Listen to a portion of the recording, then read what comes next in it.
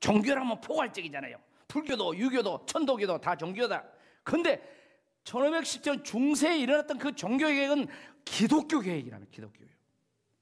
기독교가 변질이 됐어요. 하나님 말씀대로 믿지를 않아요. 그래서 기독교 개혁을 이룬 거입니다. 그래서 기독교가 둘로 나눠졌어요. 크게 이야기하면 천주교와, 그리고 우리는 지금 개신교인들이야. 개신교로 이렇게 기독교가 크게 나눠졌습니다. 우리는 개신교 후예들이에요. 우리는 선교사들이 복음 전해주고, 우리 구례도 선교사들이 와가지고, 우리 교회의 역사도 보면 선교사들이 와가지고 우리 교회를 도와주고 세워주는 일을 했다고 나와요. 우리는 개신교 후예들이에요. 근데 어떻습니까? 70년대, 80년대를 거치면서 개신교, 우리 한국교회가 세계 선교의 유래를 찾아볼 수 없는 부흥과 성장과 엄청난 역사가 일어났다고 그래요. 그런데 지금 30년, 40년이 흐른 지금 한국교회를 어떻게 진단하고 있습니까? 제가 지난 한 주간 동안 이제 한 해를 마무리하고 새해를 준비하기 위해서, 또 정책당에 준비하기 위해서 제가 출타한다고 했죠. 먼저 세미나를 참석을 월요일 했어요.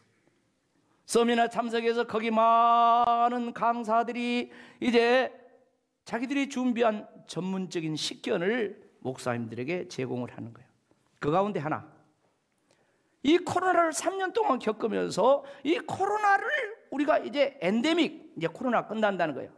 포스트 코로나, 그러면 코로나 이후에 어떻게 우리가 살아야 될 것인가, 신앙생활을 해야 될 것인가, 이런 내용들을 전공에 따라서 다 이렇게 이제 세미나를 하는 겁니다.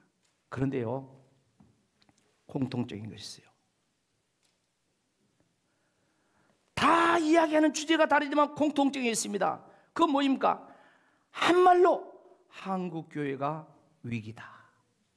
그 이야기를 하는 겁니다. 한국교회가 위기라는 거예요. 코로나를 겪으면서 한국교회의 민낯이 드러났다. 코로나를 겪으면서 한국교회 성도들의 실력이, 신앙의 수준이 드러났다. 그 단적인 증거가 한국교회가 이 코로나 상황 속에서 1만 교회가 문을 닫았다. 그리고 100만 교인들이 이제 세상으로 나와 교회를 안 나온다. 그래서 이 통계를 이야기합니다. 지금 한국교회는 코로나 이전의 상황과 지금 상황은 지금 70% 교인들이 예배에 나온 수준이다. 평균 70%.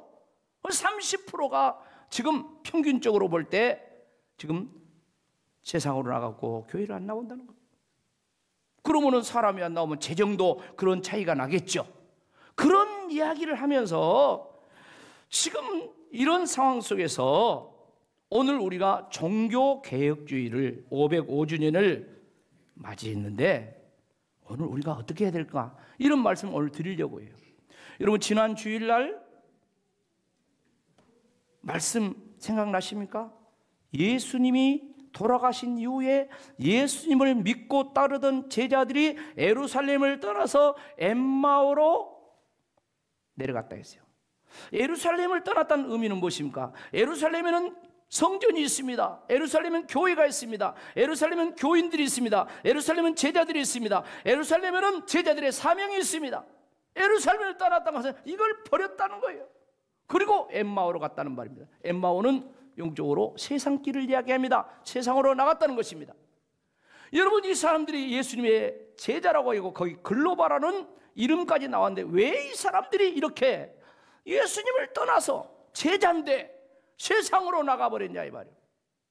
몇 가지로 정리해서 말했죠. 복습 한번 해보십시다. 첫째 뭐라 했어요? 두 제자가 예수님을 못해서 잃어버렸다는, 예수님이 십자가에 달려 돌아가신 그 충격적인 사건 앞에서 예수를 잃어버리는 것. 오늘 코로나를 만나가지고 교인들이 예수님을 잃어버리고 세상으로 나간 사람들이 얼마나 많이 있냐 이 말이에요. 그래서 우리가 인생을 살면서 어려움이 오고 또 신앙생활, 교회 생활할 때도 시험도 와요. 근데 이 어려움이 올 때, 충격적인 사건이 있을 때 그때 예수님을 잃어버리지 않아야 된다 이거예요. 할렐루야. 그거 이야기했죠. 두 번째, 왜 이 사람들이 세상으로 엠마오로 내려가 버렸다 했어요? 왜? 눈이 가려져서 그랬다 했어요. 분명히 눈은 떴어요. 육신의 눈은 떴어요. 그런데 믿음의 눈, 영적인 눈은 어두워져 있는 거예요. 보세요. 예수님이 부활하셔가지고 제자들을 찾아왔습니다. 제자들과 같이 이야기를 합니다. 그런데 이 사람들이 동문서답이에요. 아니, 예루살렘에서 며칠 동안 있었던 이야기, 예수란 사람이 선지자인데 그 사람이 십자가 달려 죽고 하는 이런 거 모르냐? 그러죠. 옆에 누가 서 있어? 부활하신 예수님이 서 있는데 못 알아봐. 믿음의 눈, 영적인 눈이 가려져 가지고 이 사람들이 이제 제자의 길을 떠나버립니다. 세 번째 이유가 뭐라겠습니까? 세 번째, 이 사람들은 믿음의 목적이 잘못되어서 결국 세상길로 가버렸다 했어요. 믿음의 목적. 그러니까 이 사람들은 예수님을 어떻게 바라고 믿었습니까? 이스라엘 민족 가운데 능력 있는 말과 일에 능한 선지자로 믿었다 했어요. 이스라엘을 구속해 줄 그런 정치적인 메시아로 바라고 믿어요. 로마에 지금 식민지 생활하니까 그 로마에서 이스라엘 백성들을 좀 해방시켜주면 좋겠다. 죽은 자도 살리고 병든 자도 고치고 귀신을 쫓아내는 그 엄청난 능력으로 저 로마 사람들 좀 물리쳐줘서 자기들 구원해 줬겠는데, 아이고, 그 예수님이 그냥 허무하게 십자가에 못 박혀 죽어버려. 로마 빌라도 총독에 재판받아가지고 십자가에 죽어버리는 거예요. 그러니까 예수를 따라봤자 자기들이 바라는 목적이 안 이루어지니까 그냥 실망해 가버렸다는 거예요. 그런데 뭐라겠습니까? 여러분, 우리가 예수님을 믿는 목적이 어떻게 돼요? 내가 원하는 그런 목적을 가지고 믿으면 안 되고 예수님이 이 땅에 오신 목적을 발견하고 믿어. 다 같이 시작. 나의 목적을 위해서 예수님을 믿지 말고 예수님이 이 땅에 오신 목적을 위해서 믿음을 갖자. 지난 시간에 이야기했잖아요. 우리가 믿음이 없을 때는 그래, 내가 하는 일도 안 되니까 교회 가야 돼. 내가 몸이 아프니까 교회 가야 돼. 나 고침받아야 돼. 이런 목적에서 출발합니다. 그러나 교회 오면은 말씀을 배워요. 진리를 배워요. 하나님의 말씀을 배워요. 예수님이 이 땅에 오신 목적이 무엇인가? 교회가 생겨난 목적이 무엇인가? 이것을 배웁니다. 그러면 목적의 변화가 일어나야 됩니다. 처음에는 자기 목적을 위해서 왔지만 이제 그보다 더 큰 목적, 예수님께서 이 땅에 오신 목적, 하나님이 세상을 이처럼 사랑하사 독생자를 줬으니 이는 누구든지 그를 믿는 자마다 멸망하지 않고 영생을 얻게 하려 하심이라. 할렐루야. 하나님의 아들 예수 그리스도를 영접하는 자, 곧 그를 믿는 자들이 하나님의 자녀가 되게 하신다. 할렐루야. 하나님의 자녀, 영생, 이런 예수님이 오신 이 목적을 발견하고 그 목적이 내 신앙의 목적이 되어야 된다. 그런데 이 제자들은요, 예수님 따라다니면서 배우고 익히고 훈련받았지만은 자기 목적에 매몰되어 있는 거예요. 그래서 결국 예수님 떠나고, 마지막 네 번째, 뭐 때문에 이 사람들이 제자의 길을 떠났다 했어요? 더딘 믿음 때문에 세상 길로 가버렸다. 더딘 믿음. 여러분,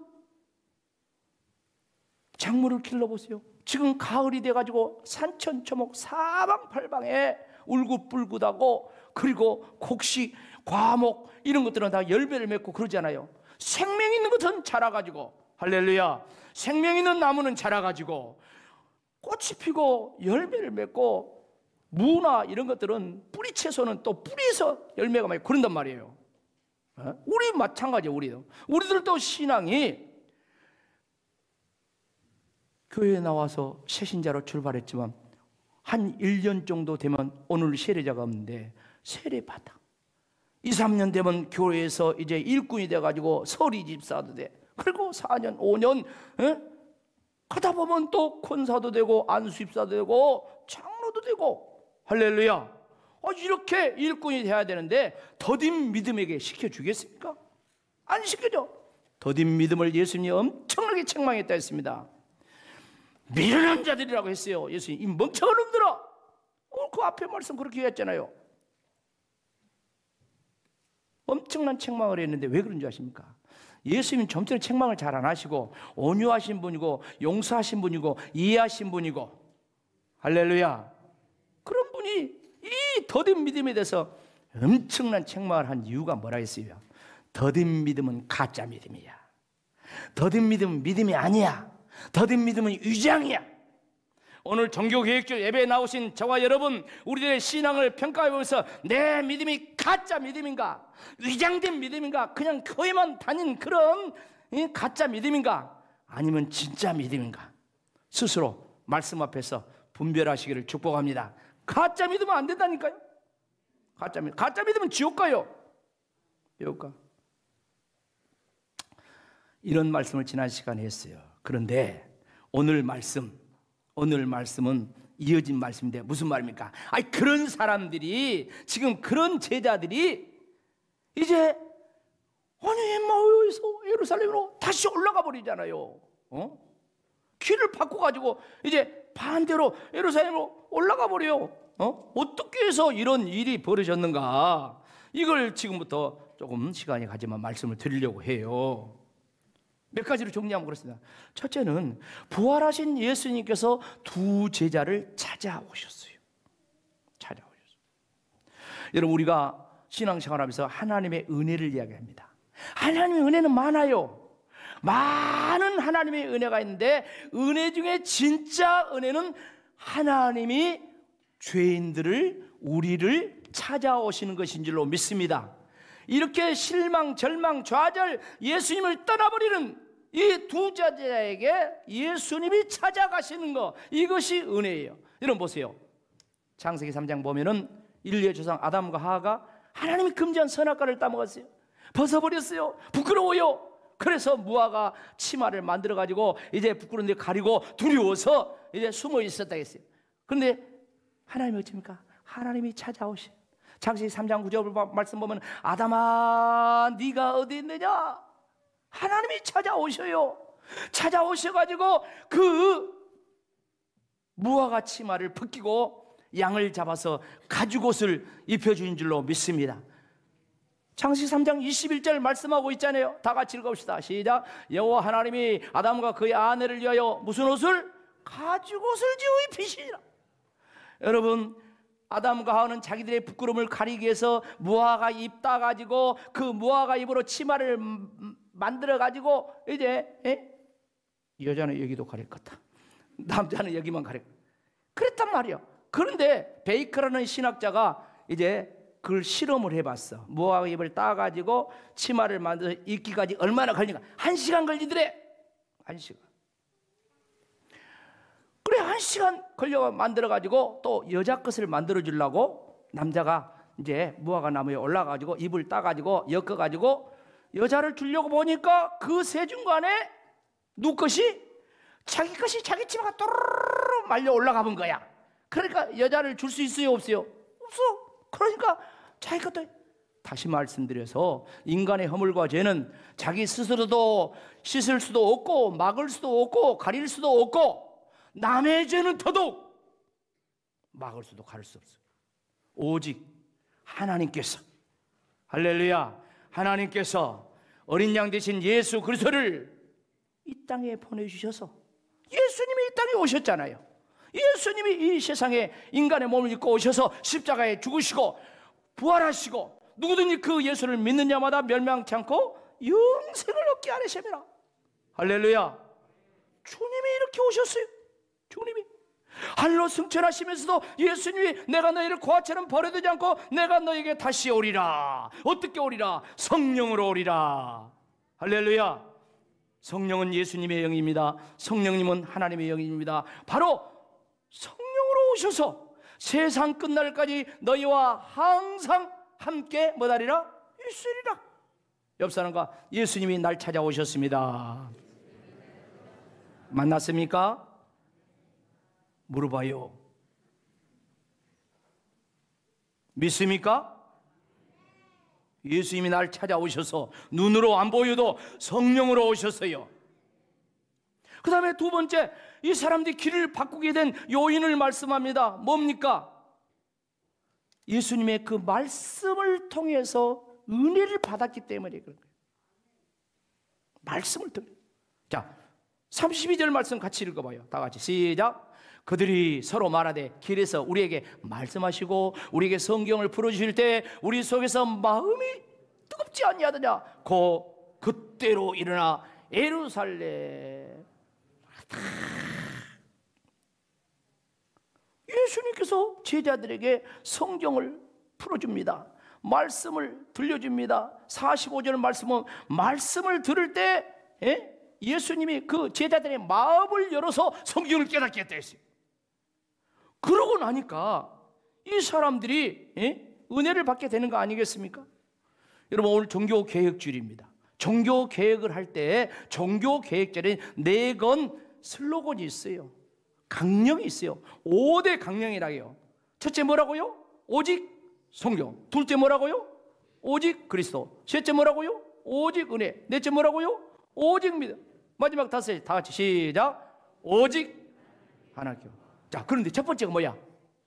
오직 성경. 그러니까 신앙의 첫 단추가 성경대로 믿어야 돼.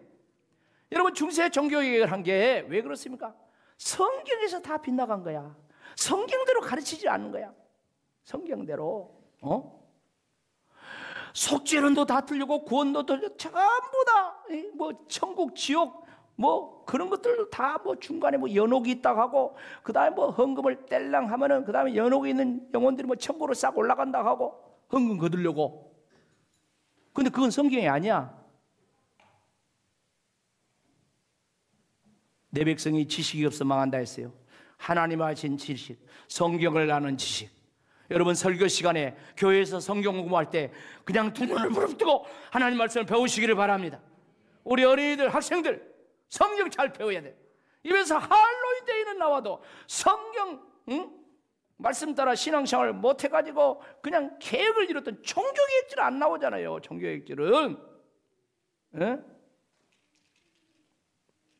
오직 성경으로. 그래서 우리 교회 신앙 비전 벽 보면 성경 말씀을 그대로 믿는 신앙. 무슨 중심? 말씀 중심. 말씀 중심. 이 성경 말씀을 듣고 은혜를 받으니까 이 두 사람이 이제 깨닫고 길을 바꿔버리는 거예요. 길을 바꿔버린 거예요. 길을. 사랑하는 성도 여러분, 성경대로 믿읍시다. 옆 사람과 성경대로 믿읍시다. 그래야 회개도 합니다. 여러분, 천주교인과 개신교인들의 많은 다른 점이 있어요. 자, 보세요. 몇 가지만 이야기할게요. 천주교도 십계명을 해요. 개신교도 십계명을 해요. 근데 천주교의 십계명은 죄송합니다, 유사 십계명이 많아. 유사. 그래서 파생된 것이 무엇인 줄 아십니까?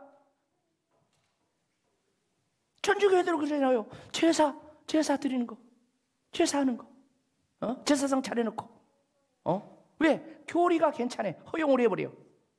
근데 우리 개신교인들은 어쩝니까? 어쩌다가 호랑이 같은 시어머니 만나가지고 그냥 제사상 안 차리면 안 된다고 하니까 알 수 없이 제사상 차리고 밥 차리면 어쩝니까? 주여 주여 하면서 빨리 이 제사상 없애게 해주세요. 주여 용서해 주세요 하면서 제사상에 십자가를 그리고 그러면서 하는 거 아니겠어요? 성경을 알고 믿는 것과 교리를 따르는 것, 이런 차이가 있는 거예요. 천주교는 술 먹는 거, 그런 거, 신부님들도 술을 먹은다고 하더라. 그럼 나는 술 먹으려고 천주교가. 그럼 하세요. 천주교가.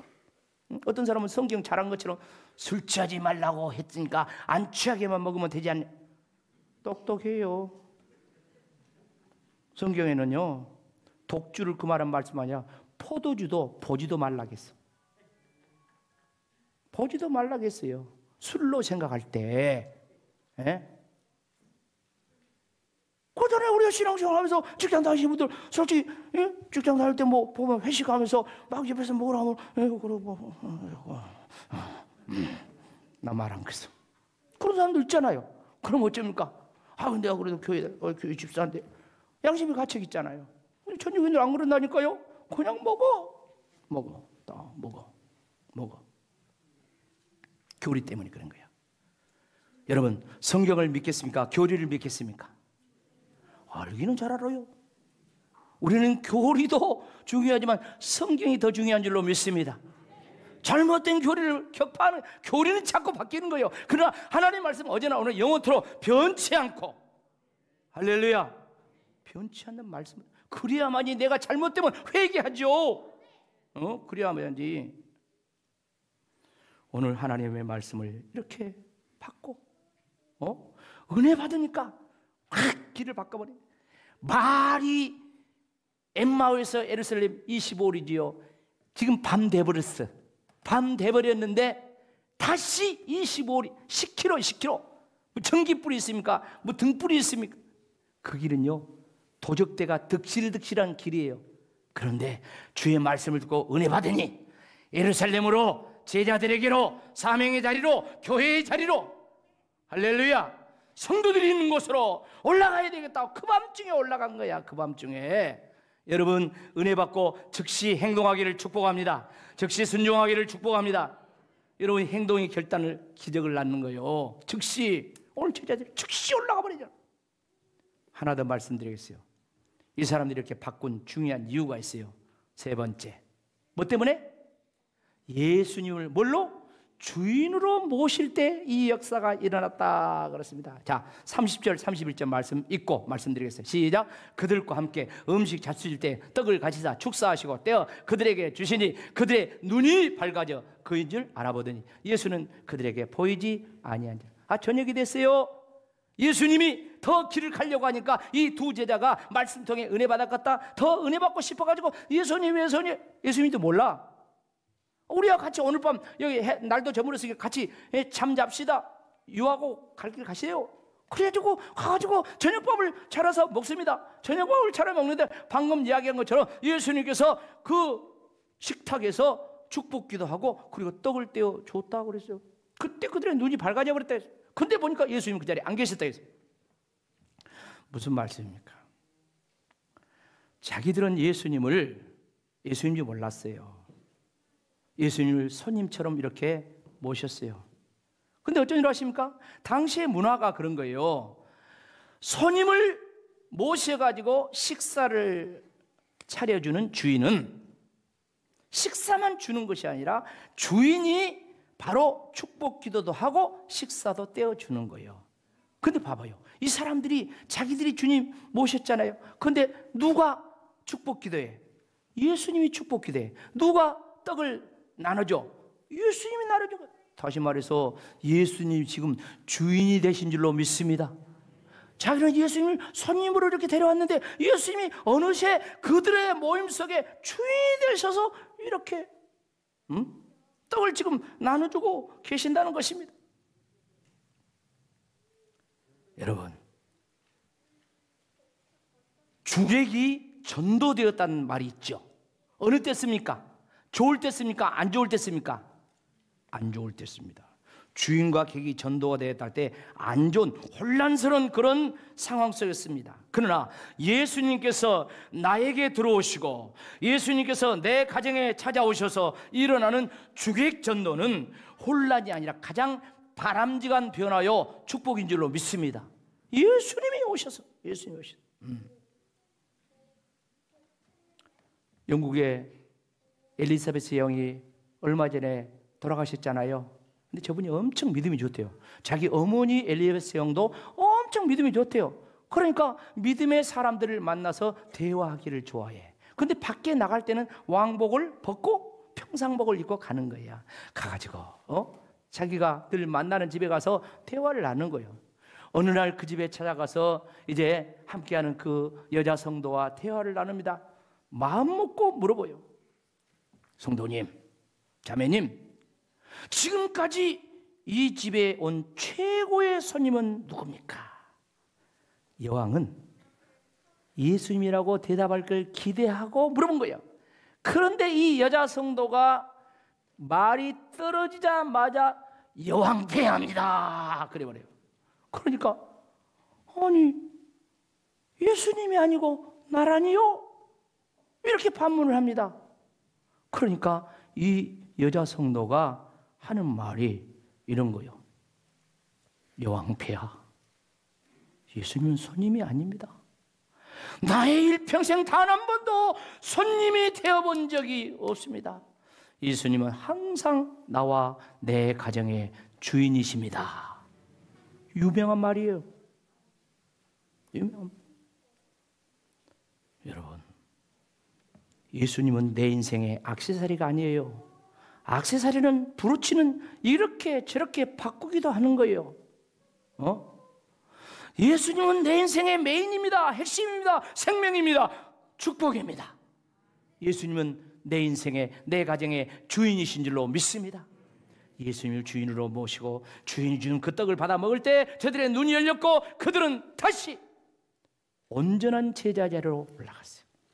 사랑하는 성도 여러분, 오늘 우리 아이들도 다 같이 예배드리는데 저와 여러분에게 이런 놀라운 변화, 예수님을 나의 주인으로, 내 가정의 주인으로, 우리 교회의 주인으로, 이 나라의 주인으로 모셔서 그의 통치 아래, 왕 되신 주님의 통치 아래 복되고 은혜로운 삶을 살다가 영원한 하나님 나라, 영원한 천국에 다 들어가는 은혜가 있기를 주의 이름으로 축원합니다. 아멘.